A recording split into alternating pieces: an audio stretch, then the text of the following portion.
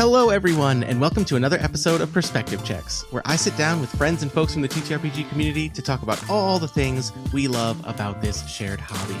Today, I am joined by one of my favorite designers. You've heard me play multiple of his games on this podcast, and he is a creator who is so supportive of others online, a real shining example of someone who I think is doing things really well in the TTRPG scene, indie scene. Cezar, Capacle, welcome, and thank you so much for coming on.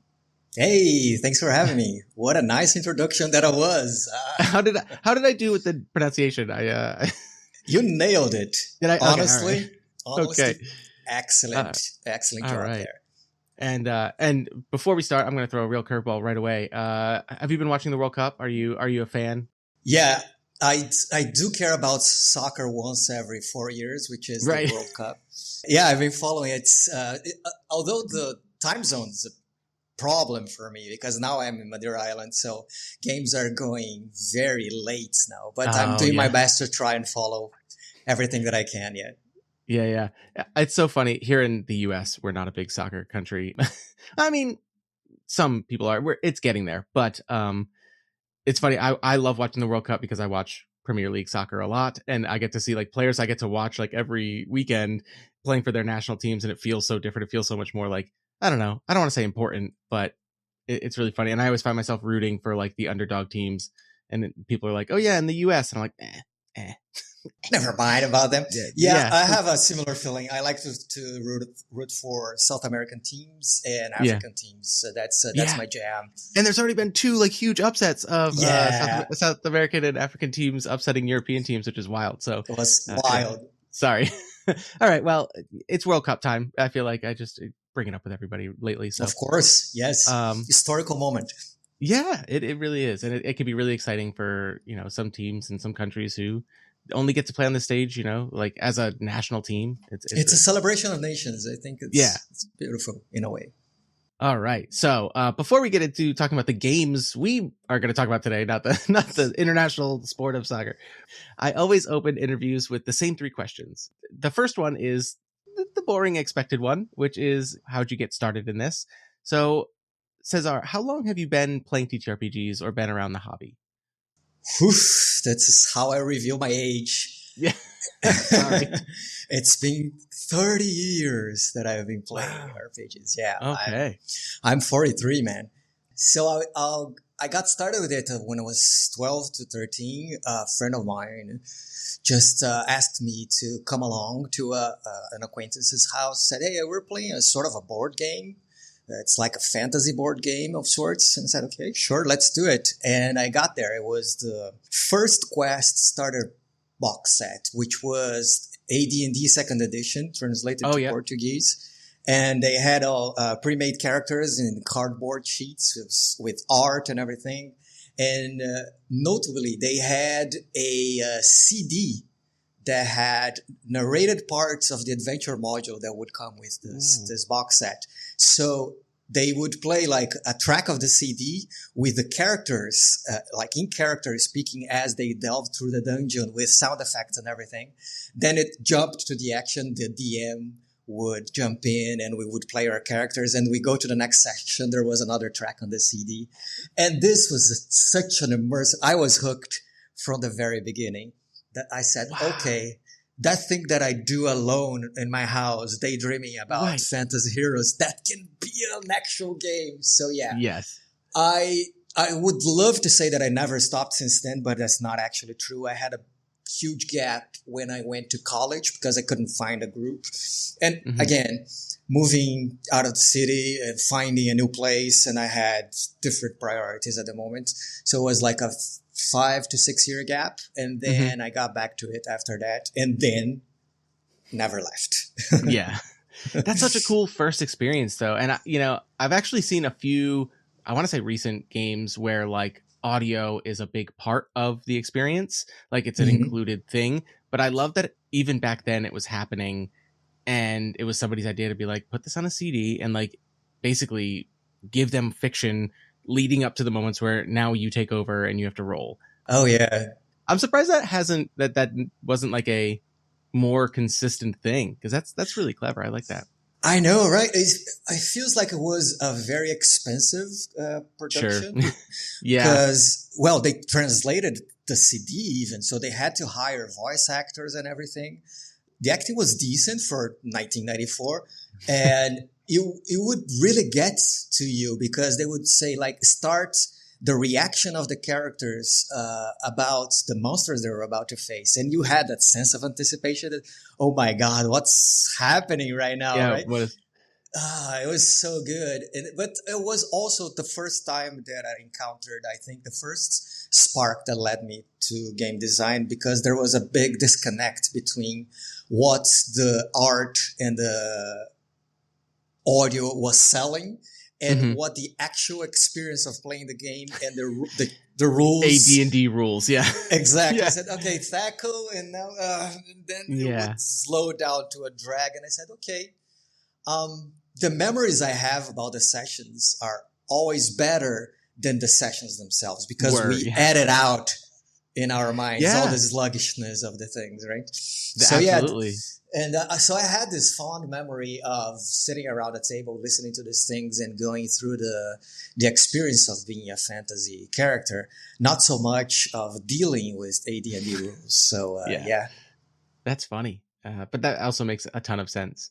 I agree. I think setting the expectation, like art is so important to being like, this is what you're going to get. And then you kind of need, and we'll talk about this. This is going to probably be a big topic of ours is you need the mechanics of your game to match that experience you're trying to provide. So, yeah, precisely. Exactly. So that's where you started. The second question we always ask everyone is, what have you been playing lately? Or if you want, you could talk about what you've been designing lately, but that's another topic we're going to be diving into. Now that's actually a perfect segue into what I've been playing lately because I've been playing Everspark, which is my response to that weird disconnect between what they sold as an experience and then what they actually delivered. So Everspark, for those who don't know, is my fantasy heartbreaker. So it was an idea that I had that I wanted to capture only the vibes, what we remember about those sessions. Celebrate Nat 20s and suffer with Nat 1s. Being a fantasy character, live that class fantasy and going into adventures and remove everything else. Just keep the vibes and the D20. And it's funny because I'm into session 50 of my homegrown campaign. And with the same group that actually sparked the creation of this very game. So short story, I have here a WhatsApp group chat of expats, immigrants, and nomads that live here in Madeira Island. And they have like a big community with separate chats for different topics. One of those is board games and stuff. Mm-hmm. And one time someone said, does anyone know how to play D&D? I feel like I want to play and everything. I said, oh my God, okay. Yeah. This is my cue, right? It took me 2 weeks to actually muster the courage to say something. But in these 2 weeks, I actually devised the core rules for Everspark. And I said, nice. I noticed that those people were all beginners. And I had this feeling that these people want the experience of what they think D&D is. They don't want to play D&D. They want what they see in actual plays or what they hear about it. So what can I do to deliver that instead of the confrontation Drop 3 books in front of 900 pages. So I came up with that. I said, hey guys, I have this thing here. Want to play? It's very beginner friendly if you want to hop in. And I had 9 people interested. And wow, nice. I introduced the rules. We got started. I thought it would be a one shot so people would get hooked and on with their lives. You know what I mean? But here we are 50 sessions later with a system whose rules can fit on a A4 paper. Yeah. And people say sometimes, well, minimalist rules don't tend to long-term campaigns. Beg to differ. We are strong on our campaign session. As long as you provide enough hooks and things and agency for players and things that are they are interested in exploring, and learning and improving and discovering, you're good. Yeah, the story exactly. I agree with that. I hear that a lot where it's like, well, we can't play this, rules like game for a long campaign. And it's like, sure you can. It's about the story. You know what I mean? Are you playing a game to watch your numbers go up? That's not the fun Mhm. part of this game. Do you know what I mean? Like, sure, Yeah, getting yep. like new abilities and new things is cool, but that doesn't have to correlate to crunchier mechanics. That can just be a new thing, which is a story hook as much as it is an item. And if it is an item or it is something that makes you more powerful, cool, it's on the GM and it's on you to make that interesting and not be something that just kind of ruins the fun of it. You know what I mean? Exactly. Is Yeah, the game ender, right? Like bring a complication with it, and now all of a sudden it's not something you can just solve every problem with, right? exactly. And I think the Yeah. system tends to that because character development and evolution is made story wise. So you get a Yeah. spark with something that you want to learn. So that actually pushes them to, okay, I need to find a mentor or a book. Oh, I need to Yes. investigate this library. Oh, I got this item. Oh, you don't have any power. You have to find out what it does. So Yeah. this is all hooks. And now that players have like 5, 6 different sparks on their character sheets, I don't need to do anything. They will push the Right. story forward because they want to see those things completed. And so my job is done. Yeah, right. You just have to set a scene and they go like, okay, well, I want to focus on this spark. They ask you a question and all of a sudden you're like, okay, I can find a way to give you something for that here. That's great. Yeah, it's been great. That's awesome. And 50 sessions. Congrats. That's awesome. That's really cool. It Uh, is. all right. Well, the third question is a very smooth and not at all ham-fisted segue of just the question, what are we talking about today? Well, we're talking about little mice and the adventures of the brain that carries all those ideas. I love it. I cannot wait to talk about this. And we can tease. I do have a few questions before we dive into the those little mice, but Mhm. we're going to be talking about your upcoming game, Mausworn, That's correct. which Yes. I mean, I feel personally targeted by Cezar. I'm pretty sure you were like, "What does Rainey want to play specifically?" Like line Uh, and hook, line yeah, and yeah, hook. right, exactly. So we could, I mean, if you want to give like the tagline for Mausworn, and we can, or like Yeah, a yeah. teaser. The teaser that I've been using everywhere is what if Mouse Ritter but Iron Sword? Yeah, So, which is trying to make two games that I love, but they're very different. they are. Kiss and see what comes Yeah, of this the interaction. two toys, right? Yeah, just like Yeah, play. now Kiss, like Yeah, smushing figurines together.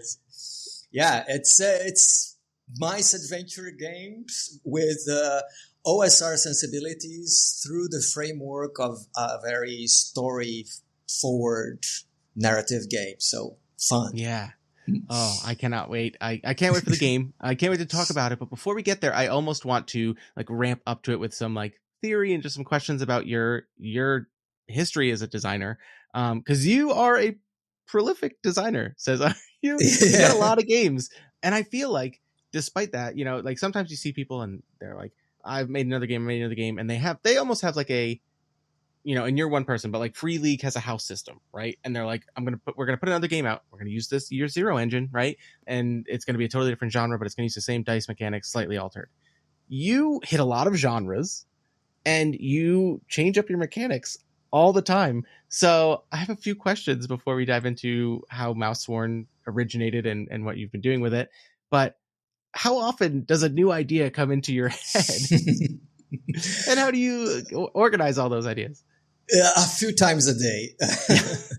Yeah, I have a backlog of systems. I wouldn't call them systems, more like dice tricks that Yeah. would eventually become a system that I want to explore. And I just keep notes of everything that I revisit sometimes. But more importantly, what I do with them is just keep them floating in my mind. You know what I mean? So I have this thing that inspiration comes in different forms, and I keep those things as a hadron collider. Like I call it an idea collider of things. Yeah. Sometimes I see a piece of art that is very inspiring, and then 6 months later, I have an idea for a dice mechanic. Those things are floating, and sometimes they encounter themselves, and I say, "Oh, okay, wait a minute. there's something there that's Yeah. I want to explore. And I've been doing this full time for almost 5 years now, and I have more than 40 games published. So it's been working well so far, this chaotic experiment of just leaving things in the back of our mind, and sometimes they find themselves into your pages somehow. So I love that. That's the idea pretty of much my idea of floating things around. Yeah, I love the idea of just like they all occupy the same space and they're all just constantly swirling. They might be in the front of your mind, the back of your mind at any given time. But again, sometimes those two things kiss, if you will, and you just kind of go, oh, wait, Yep. there is something there. Yeah, there's that's awesome. Now, you just said, sometimes it's a piece of art, sometimes, maybe it's a TV show or a book or something. And then there's a mechanic that you're like, ooh, that'd be fun to explore. Mm-hmm. Do you intentionally change up genres regularly? Because I mean, in your library, I mean, you have heist, you have fantasy, you have, I wanted to just, talk about Midnight Melodies, which is the most recent one of yours that I played, but you have horror. The genres are all over. Do you try not to go back to like a similar genre regularly, or is it what fits? No, I actually do. It's something that I have that is, I always want the new stuff. I think it's my flavor of undiagnosed autism. Instead of having to repeat everything, I need to not repeat everything. I always give this example, those Spotify Wrapped at the end of the year that gives you what's your most listened song of the year. So my results, like you listen to this song 6 times. Yeah. In contrast, you listen to 1,300 new artists that you never listened before. So I'm always looking for something new to do. One thing that I repeated often in other podcasts is the paper or airplane approach to game design, which is I love getting a piece of paper and folding it to make it a paper airplane, a new design. And then I open a window and I throw it away. And it's gone. Once it's left my window, it's not mine anymore. If you want to pick it up, unfold it, learn how it works, and do your stuff with it, I'm glad for you. Me, I'm going back to another piece of paper and I'm doing something completely different now. So I like to experiment, and I tend to rotate genres, dice mechanics, and something that is that's hilarious to say, but it is true. When I'm about to release a new game, I go back to my itch page and I look at the color of the thumbnails of my most recent games, and I said, "Oh, you know what? I need a blue game now.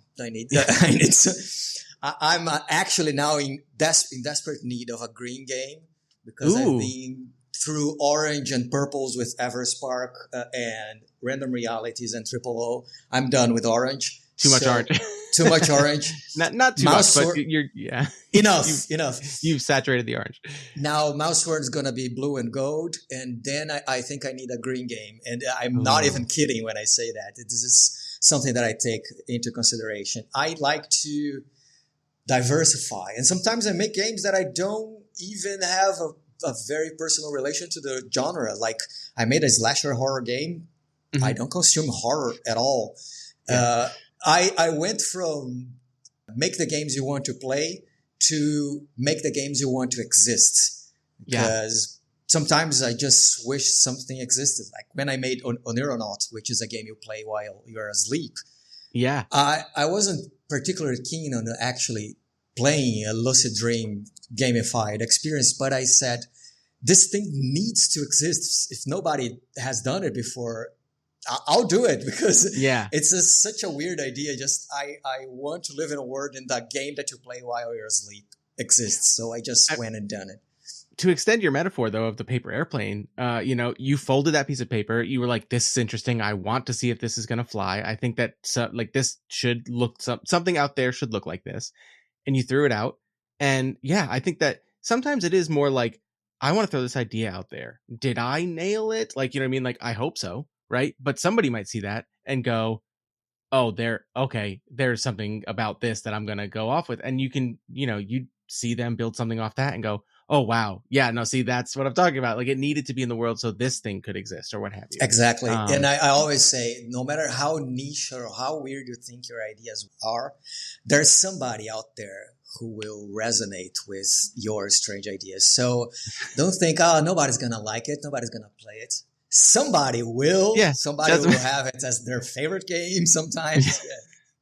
Yeah. I mean, you'd be surprised, and all you got to do is you got to put it out there, right? And that's true. More that's me telling myself that, like, hey, Rainey, you got like 2 or 3 games that are done, and you just gotta put them out there. I just gotta make them look pretty enough. But as I said to somebody else recently, I think that I've hit the point where I'm so bad at digital design that I'm just gonna start sketching a page Grant Howitt style and just putting the game out like that. You know what I mean? If that's what I gotta do. If that's what I gotta do, it's what I gotta do.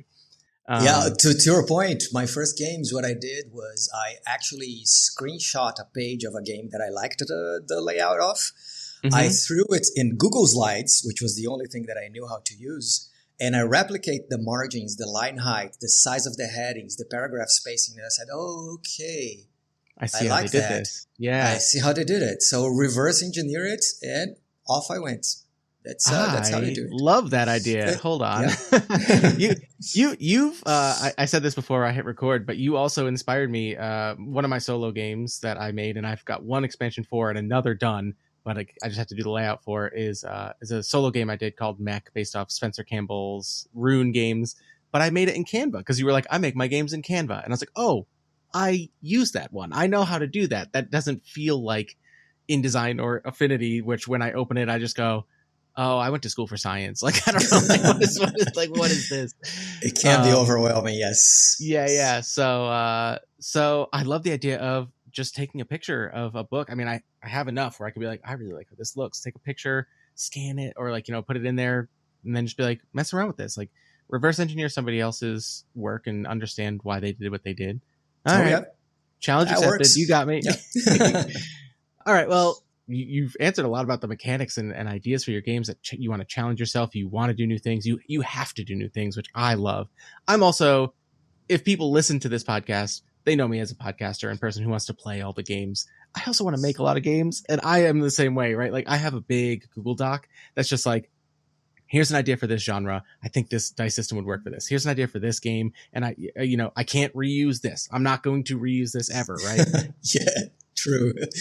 That is done. Yeah, exactly. Yeah. I want to make one of all of them, right? True. That's true. So now, first off, congrats on going full time. That's awesome. And you said you've been doing this for 5 years full time. Mm-hmm. I know you recently posted, and time's a weird soup, so it might not be as recent as I think, but your office that you're sitting in right now, congrats, looks awesome. Thank you. How has your daily process changed? Or like, do you have routines? And like, I know like a lot of people, I'm currently trying to write my first book right now, and my algorithm hears everything I say on my phone. So I get a lot of videos of people being like, I tried this author's writing routine or whatever. And now I have in my brain, I've just been going, I wonder what my favorite designers' like routines are, if they have them, or if it's just like idea, oh, I have to run and go write this down right now kind of thing. Right. Most of the time it's routine. It's a very monotonous, discipline focused job.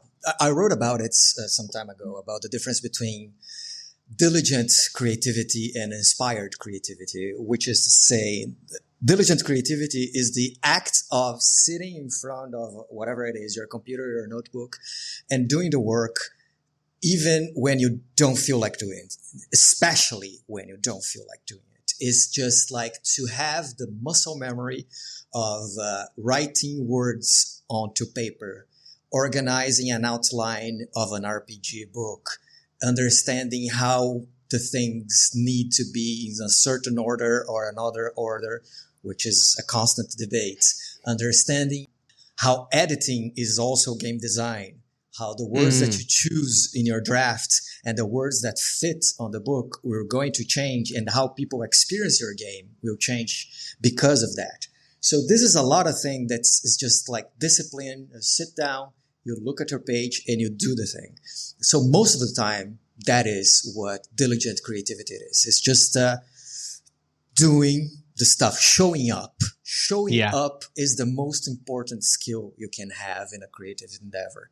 Sometimes, however, it does feel like the romanticized version of a creative endeavor that I kind of write a full game in 12 hours because I had insomnia, and I devised a system in my mind from midnight to 2 a.m.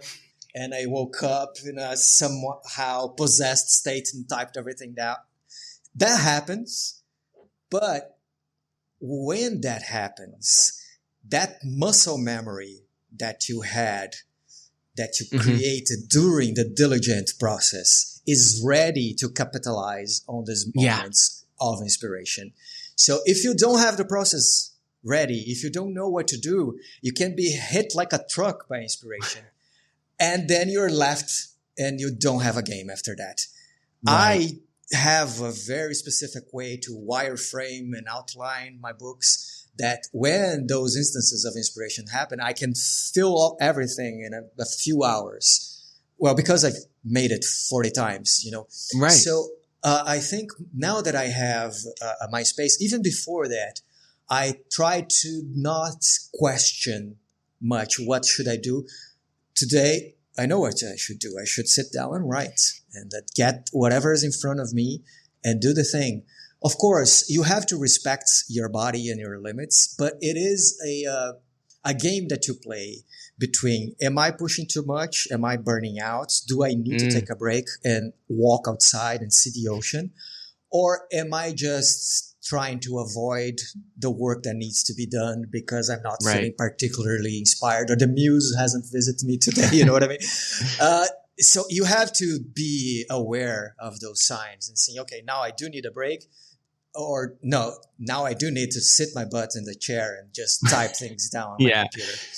And it's time to work. It's time to do all of let's make sure that this page is referencing the right page. Exactly. I didn't repeat just an entry on my D100 table. That happens quite a lot. So there is a lot to designing a game that goes kind of invisible for people that consume it. And now that you've designed it and have been designing a few, you know that there is this invisible work.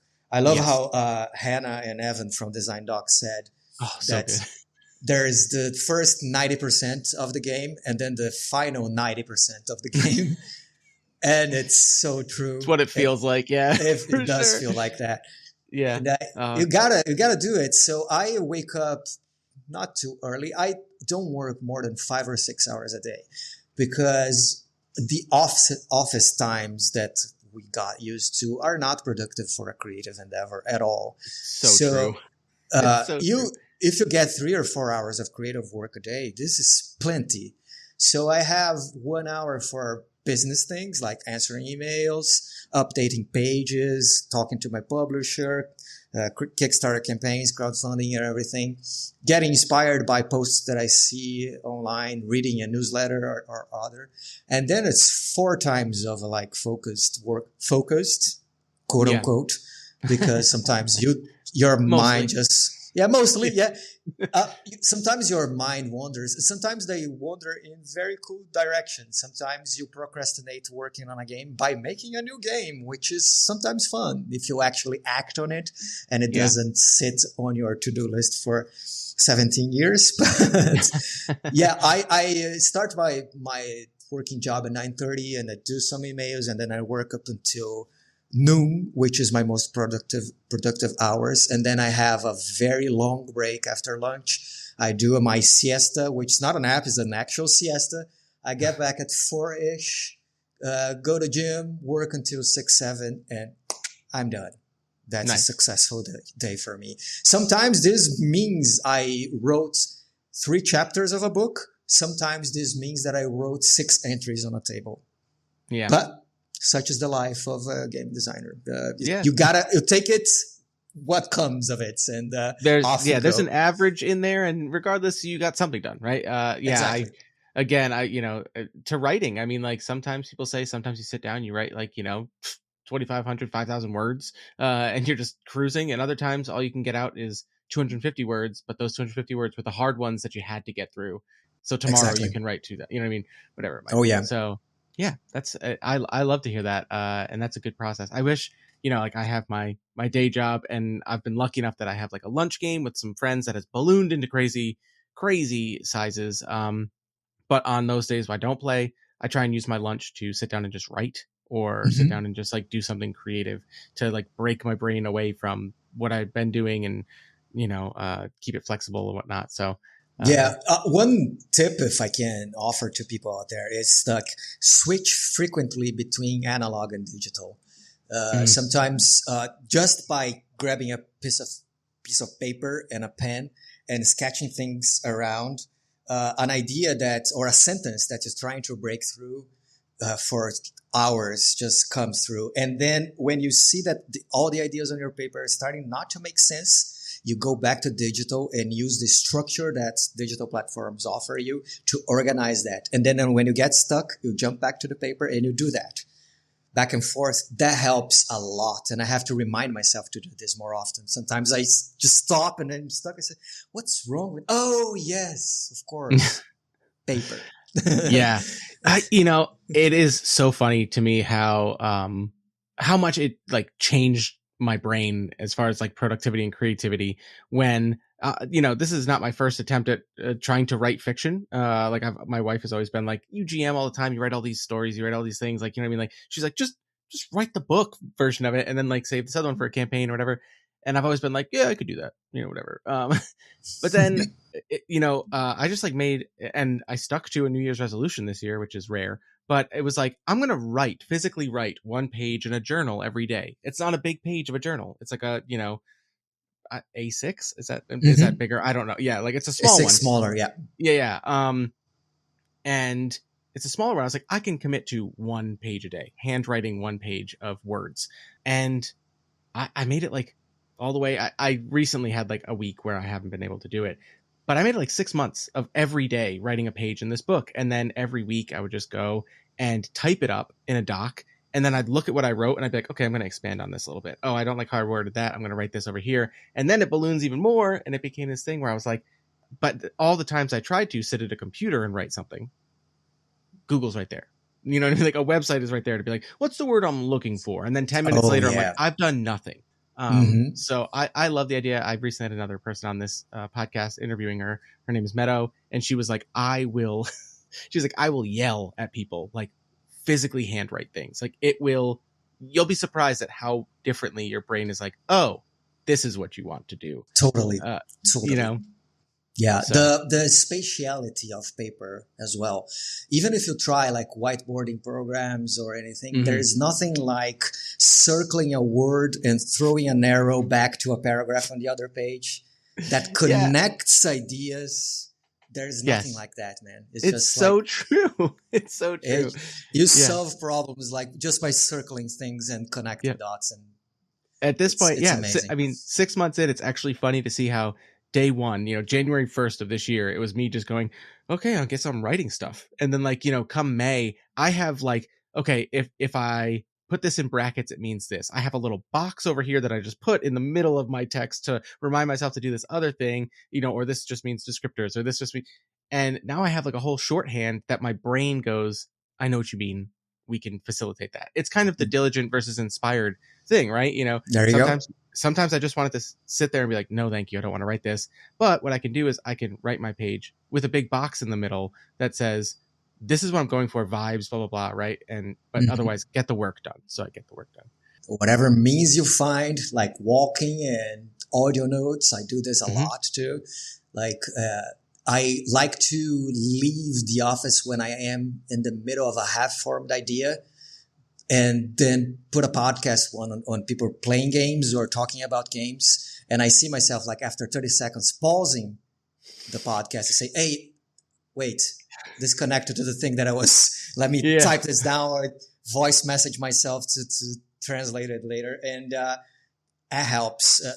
Use whatever tools you have to trick your brain into connecting things that otherwise wouldn't find a way into your game, your writing or anything. Yeah, I love that. Obviously, I listen to a ton of podcasts and I do it all the time. I'll pause and just like have a notes in my phone. And I'm just like, okay, this person said this thing, like, and totally unrelated to whatever they were talking about. Like, I'll just like write like, this is for this idea. You know what I mean? Like, and Yep.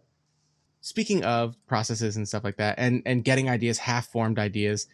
Oh, I'm getting way ahead of myself. We have not even really talked Mausworn. We haven't even gotten there. Yeah, we should. I'm like, I skipped ahead and I'm like looking at my outline going, I missed something here.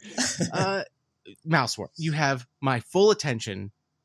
Little mice critters, plus the Ironsworn, chassis system. Obviously, I'm a sucker for that. And I feel like vibes wise, Ironsworn is a game it's about harsh worlds and survival and all this stuff. And it's something that a lot of good, in my opinion, good mouse anthropomorphized, is that the word I'm looking for? Anthropomorphized? I think so, yep. Media does is it reminds you that mice are mice. They're tiny. Like there's predators everywhere. They are not, but that's what makes bravery in them so beautiful. So I guess I'm just very excited. So what about this idea made you go, I need to make this? Especially when, like you said, Mouse Ritter and like Mouse Guard and Ironsworn itself exist.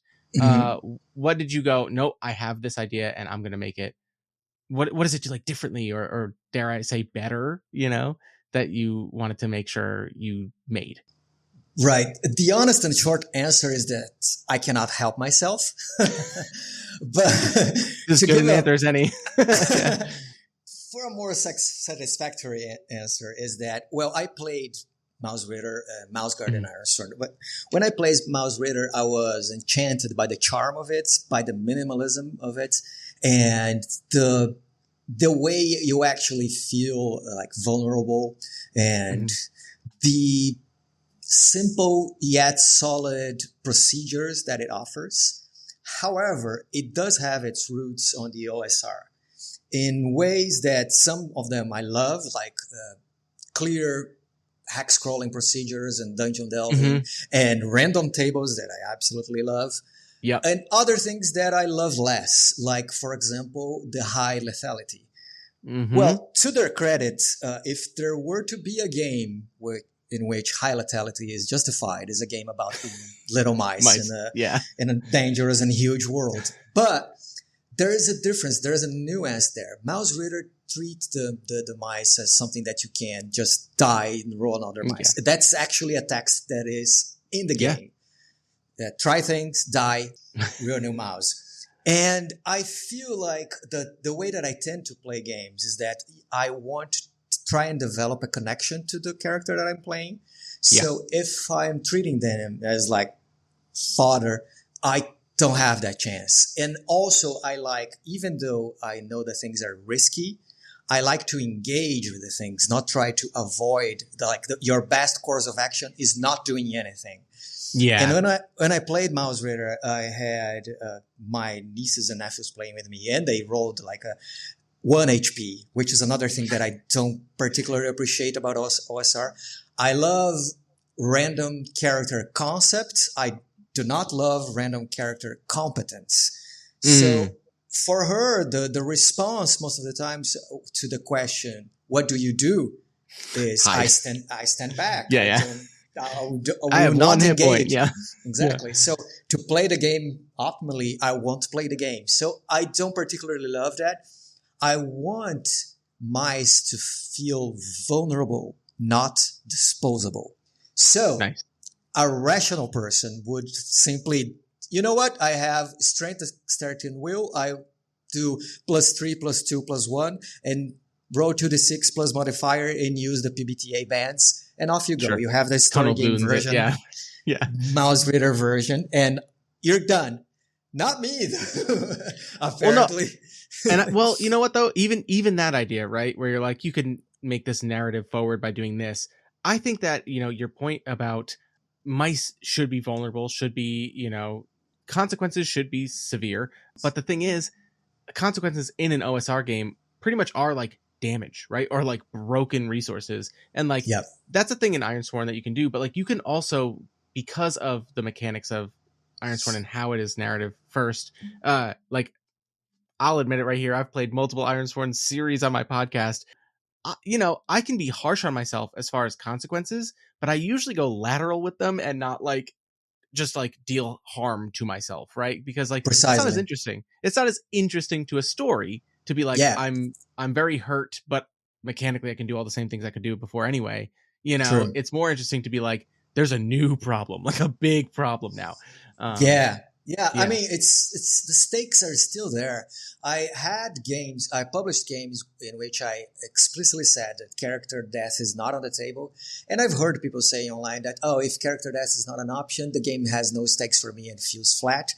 And skill issue, really, like, did did you think Yeah. by any chance at any point that Frodo wouldn't make it to the end Mm, of Lord of the Rings? The right. stakes feel real, feel very high. He's going Yeah. to get into trouble, going to get hurt, going to get corrupted by the power. Yeah. But Lose hope. All these. you know he's going to deliver the ring at the end, even if at the end he failed the role, so to speak, and Yeah. somebody else, like it was a weak hit probably, and somebody else had to finish the thing.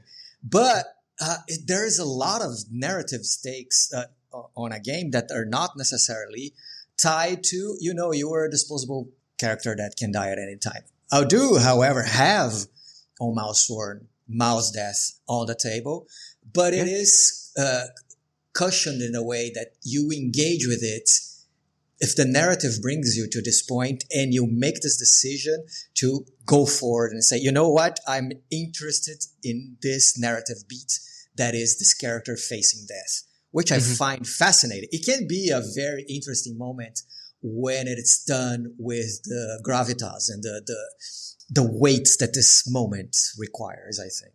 So yeah, there was that too in the table when I wanted to hack Mouse Raider.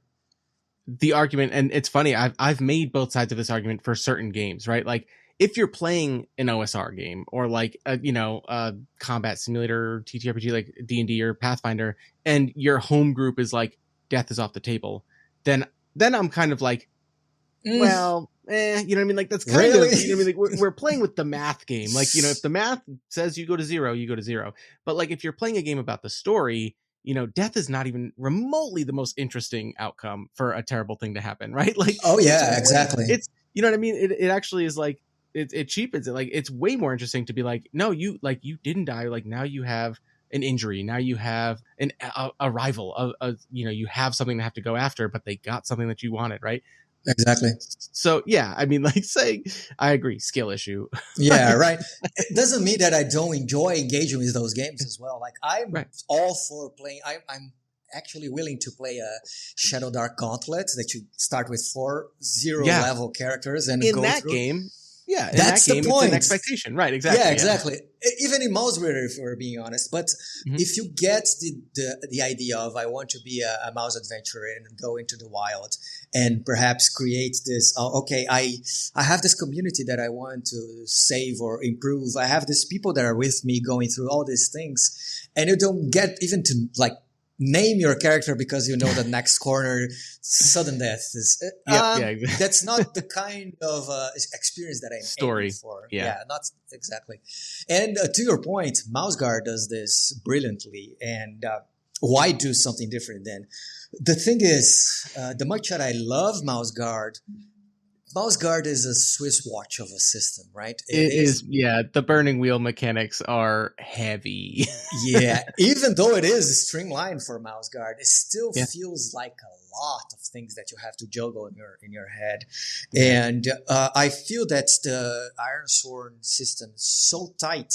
I don't have to sell you on that, of course, but it was the game that actually changed my mind as a game designer the most of all that I experienced, because I felt like the engines were in place in a way that you don't need to force yourself to tell a story.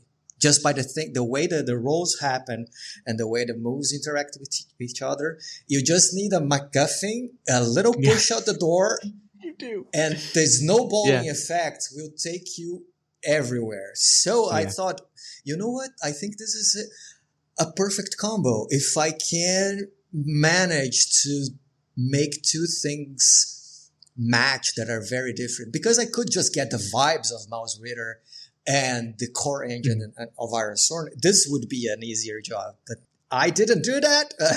I really like the inventory system of Mouse Raider with the moving tiles for items. Oh, yes. The tactile aspect of it is so fun and it's so clever that I wanted to put it on Ironsworn.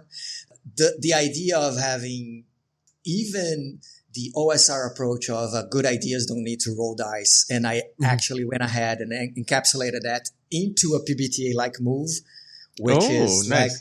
heretic, Yeah. blasphemy.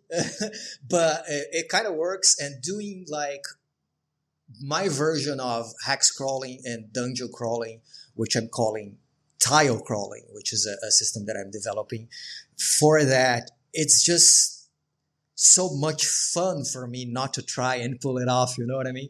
So it could be, I could make it easier myself just by getting like the vibes and some of the elements of Mausworn and slapping it onto Iron Sworns, SRD, and just calling it a day. But I know myself. Well, yeah, and we're not doing it to be easy, right? Like you have the vision, you want to make it happen. You don't want to, you're not forcing yourself to be like, well, I have to get it out by whatever day. It's like, no, I'm going to make this the way that I see it and want it. Yeah.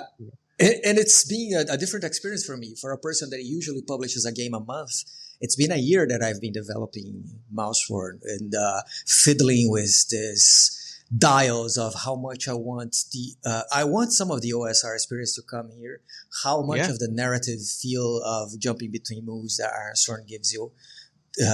I can import into that, and also discovering how much of the things that I devised as changes to Iron Sworn system are the same that Sean Tomkin is doing in Iron Sworn Legacies, which I find hilarious.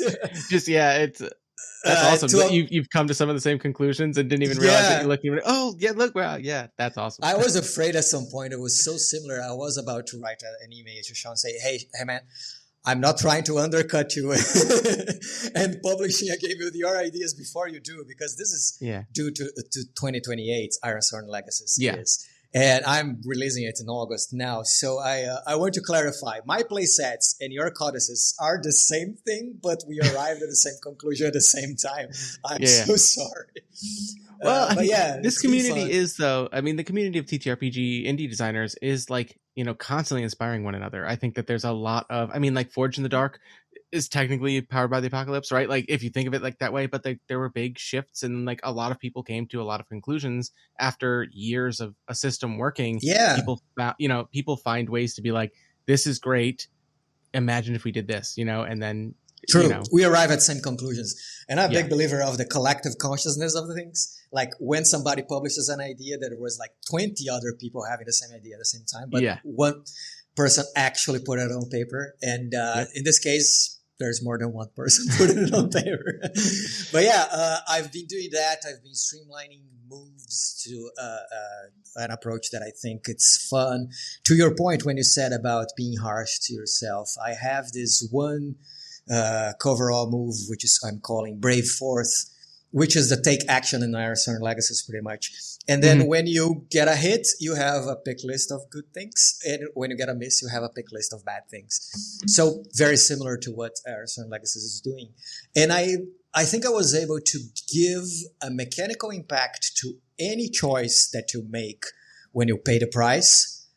But you also still have like a narrative escape valve. By creating, I'm going to create a new challenge for me, and I have to make more moves to get there instead of just like I'm taking health. Yes. Okay, I'm dead in the first scene. Which happens sometimes. Sure. So I think it's been like a fun thing to see what the collision of two different games creates, and it's not A plus B. It's definitely C. It's a new game that is coming out of it. And that's how it should be, right? It shouldn't just be, I bolted this onto this and removed this thing and like Frankensteined it. It should be, it's more genetics, right? It's more like it's got bits of this and it made this new thing. Exactly. Yeah. I'm excited. I published like the pre-alpha document on itch for people to follow. So it's a live document. If you're listening to this and you wanted to jump in and like comment on it, give suggestions, ask questions, the document allows you for you to leave those comments there. And so far, 1,600 people are following this project. So I'm not alone in the weird idea of having or playing Iron Sworn with little mice. So that's heartwarming to see. Love it. Yes. Yeah. Exciting. That's awesome. And I don't mean to move on too soon, but I do have a question that I've been asking designers that I interview, because I feel like everyone's got one. And hearing your process, your inspiration, your colliding ideas in your mind at all times. But I'm just curious, do you have a white whale? Do you have a game that has always been like a thing where you're like, I want to design this, but it's always kind of resisting that, or haven't had that Oh perfect boy, light bulb moment? do I have a white whale? This could be an entire episode. Whole episode.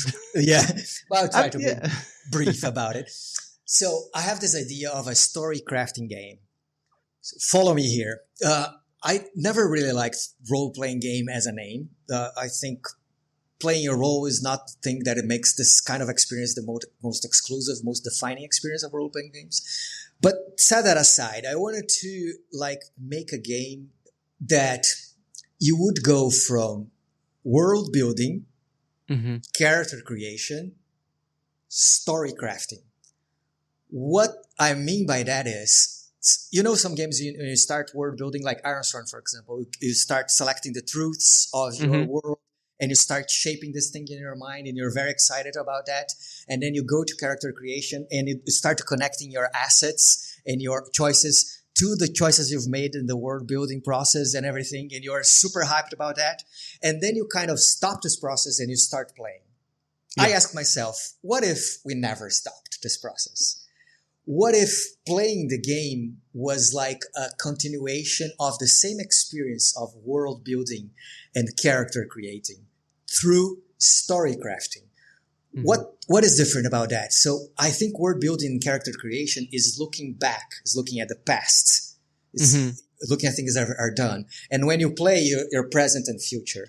What if we took that and continued the story, but by looking back, by picking up the fragments of the worlds that we created and the characters that we created, locations, threads, plot points, and crafting stories and looking at it, back at it, and narrating what happens as if we were continuing the world building process, right? Because you don't know, right? I love that. It's like past tense versus RPG. Future tense. Yeah, exactly. So like you could, like as you're building all these locations, cool, we made a location and it's got a cool feature or hook or history, but we don't know how that history actually happened. We just have a note that this thing happened. Like, oh, this is where the king fell, right? Okay, cool. Exactly.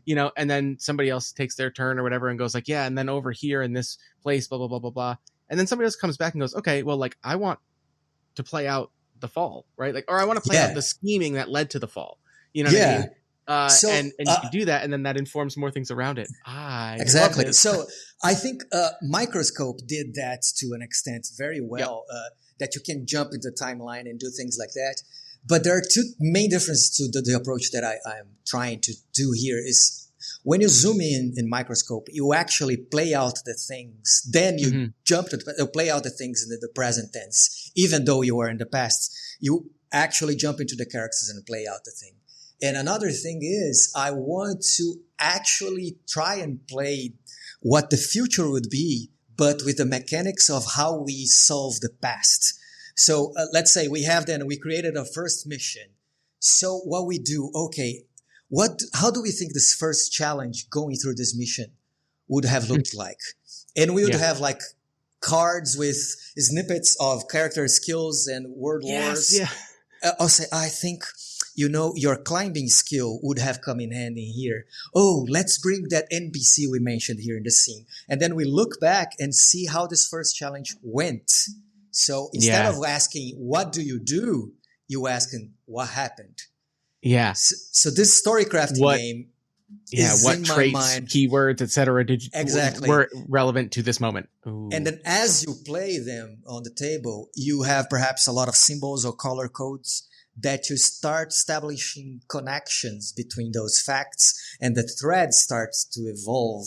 But always, when you go to a new scene, instead of playing out the scene from the perspective of the present, you say, okay, the scene now ended. What happened? Let's look back and form this thing and craft a story together. So you never stop playing world building, even though you're playing like the mission or the quest of your characters.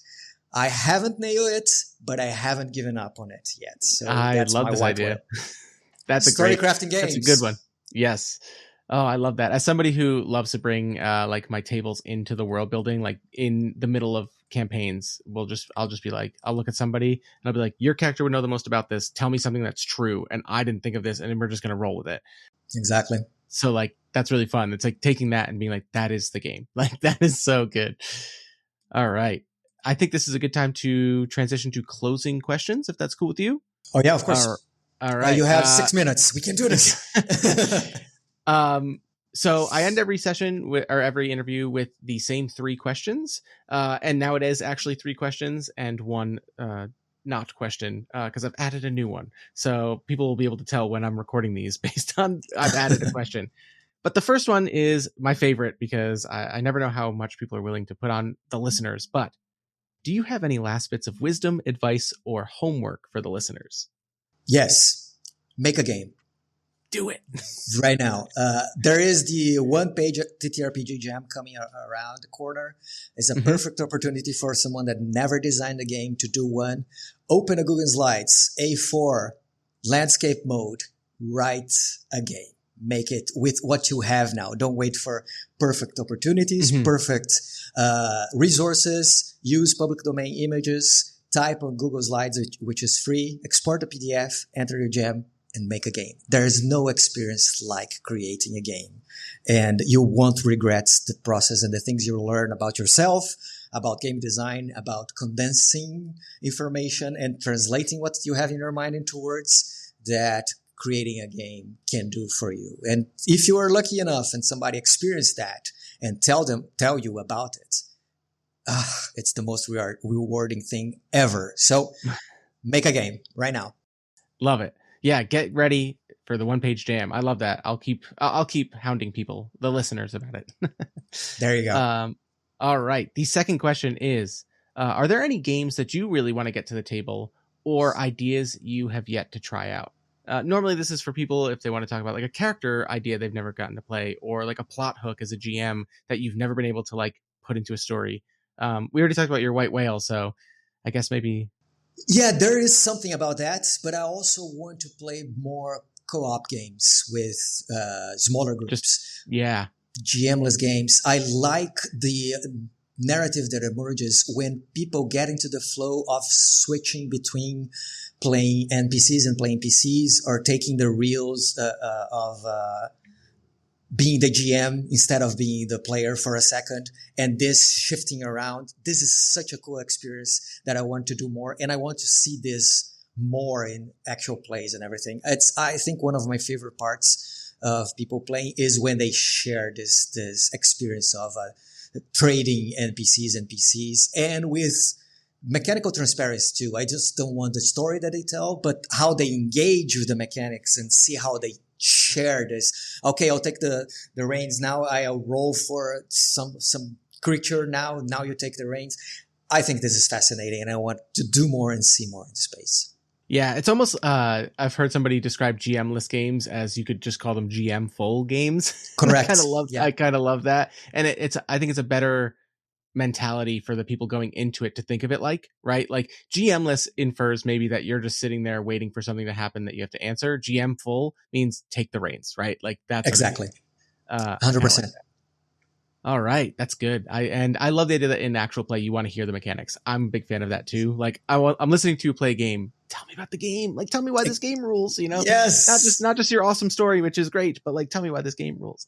How does the game helped these bits of story come to fruition if they did at all? Right, it's fascinating. All right, this is the new question, and feel free to throw out whatever you want, but do you want to recommend a book, TV show, movie, or game for me to try out? I do.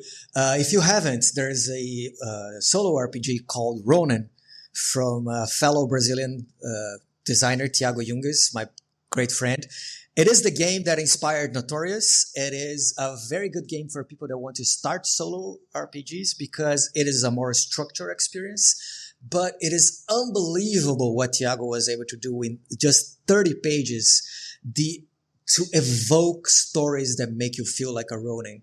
And I'm so envious of a single table that he designed, which is the setting for when you face your final villain, that you roll on 2 tables and combine to make like a bamboo forest in the sunset. It's so good. That's so good. And you discover your story as you play, the reason that you have a scar, what happened to you. I played that with my wife, like just reading the rules, and she was the solo player, and she was amazed. So it's great for beginners, but it's great for anyone. I definitely recommend. I think the PDF is free even. So. I have it. I know I have it, and it's actually funny that you say that. It's been on my list of what I call my one-player one-shots forever. Right. As like just a like, this game looks awesome. And I did realize, like, I looked at it and I was like, oh, these are the same mechanics as Notorious. I didn't realize that it inspired it, which I'd played Notorious. So awesome. Added to the list. You know what? It's moving up the list on my one-player one-shots. You might hear it soon. Who knows? Fellow Brazilian designer. Yeah. And congrats again, Brazil beating Japan onto round of 16. Let's celebrate while I can. All right. And the last thing I ask people to do is tell people about what you got going on and where they can find you out there on the internet. Right. So I am Capacle everywhere, but I decided to have my name as my brand because I thought it would be more personal. But soon I realized nobody can spell, let alone pronounce my name. You did a great job, Rainy, but then I went ahead and bought a domain, which is quirky.games. You can find my Patreon, my Blue Sky, all my games on itch, all my games on now the RPG Trader, new place. I love this place. Oh, I've heard of this. Yeah. Oh, it's excellent. It's super good. The developer is open to suggestions and is listening to feedback all the time. Great platform. I also have my games on Critical Kit, which is my publisher partner now. So if you go to quirky.games, don't need to type www, anything else, just quirky.games, you'll find everything about me. All my games, my contacts, and everything. You can find a link to Mausworn, where you can jump and read along for free in the alpha version of the game. Also follow the game on BackerKit, and everything else that I come up with in this mind that can't stop making games. I love it. And all of those will be linked in the podcast description, so you can just go swipe whatever you're listening to this on and go start clicking those links and following Cezar.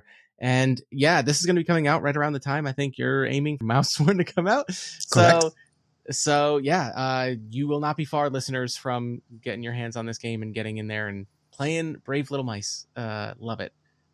Cezar, thank you so much for coming on. This has been an absolute pleasure. Oh, it's my pleasure. Thanks for having me.